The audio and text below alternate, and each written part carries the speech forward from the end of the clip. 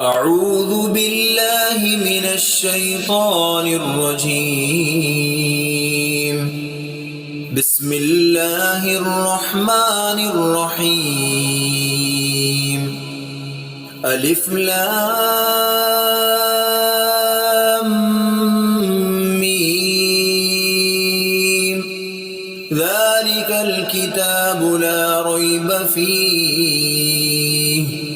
هدى للمتقين الذين يؤمنون بالغيب ويقيمون الصلاة ومما رزقناهم ينفقون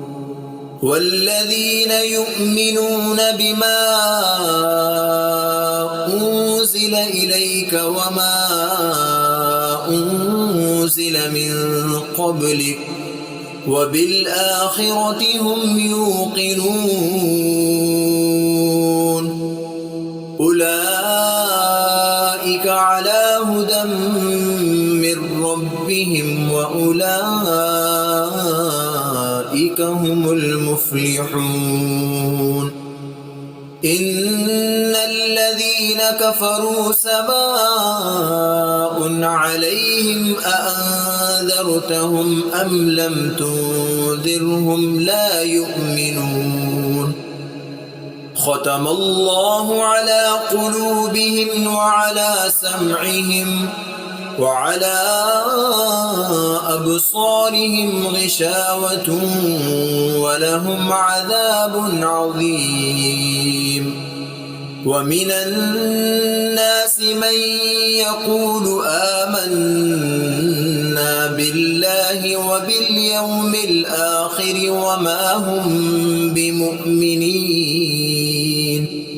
يخادعون الله والذين آمنوا وما يخدعون إلا أنفسهم وما يشعرون في قلوبهم مرض فزادهم الله مرضا ولهم عذاب أليم بما كانوا يكذبون وإذا قيل لهم لا تفسدوا في الأرض قالوا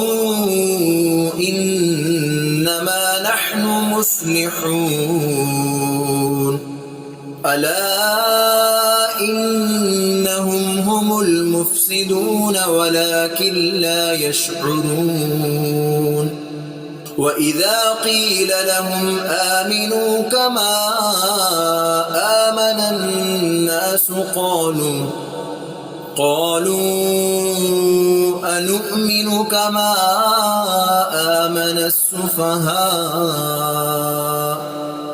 ألا إنهم هم السفهاء ولكن لا يعلمون وإذا لقوا الذين آمنوا قالوا آمنا وإذا خلوا إلى شياطينهم قالوا إنا معكم إنما نحن مستهزئون الله يستهزئ بهم ويمدهم في طغيانهم يعمهون أولئك الذين اشتروا الضلالة بالهدى فما ربحت تجارتهم وما كانوا مهتدين مثلهم كمثل الذي استوقد نارا فلما أضاءت ما حوله ذهب الله بنورهم وتركهم في ظلمات لا يبصرون صم بكم عمي فهم لا يرجعون أو كصيب من السماء فيه ظلمات ورعد وبرق يجعلون أصابعهم في آذانهم من الصواعق حذر الموت